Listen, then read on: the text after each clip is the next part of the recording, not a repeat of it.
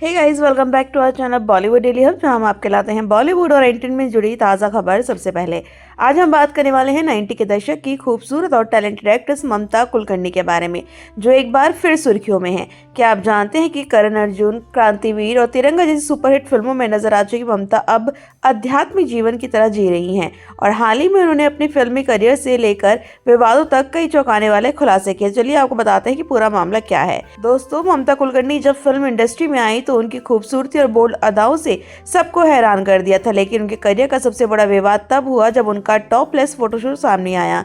इस फोटोशूट ने न सिर्फ उन्हें सुर्खियों में ला दिया बल्कि कई सवाल भी खड़े कर दिए।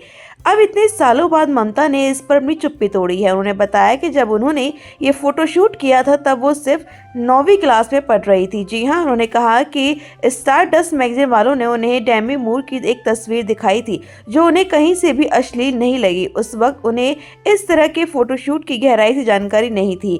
ममता ने जब उनके डांस और कुछ बोल्ड गानों पर सवाल किया गया तो उन्होंने बहुत सी दिलचस्प जवाब दिए।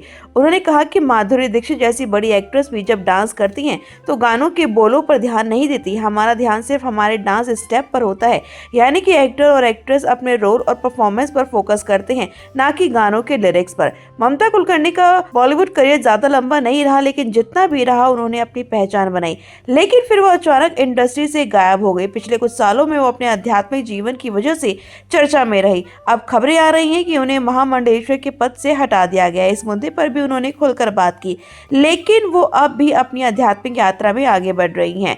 अब सबसे बड़ा सवाल ये है कि ममता कुलकर्णी फिर से फिल्मों में वापसी करेंगी। इस पर उन्होंने अभी तक कोई जवाब नहीं दिया है, लेकिन उनके फैंस अभी भी उन्हें बड़े पर्दे पर देखने के लिए एक्साइटेड है। तो उस पर क्या है आपका कहना, कमेंट करके बताएं और जाने से पहले चैनल को लाइक, शेयर एंड सब्सक्राइब करना बिल्कुल भी ना भूलें।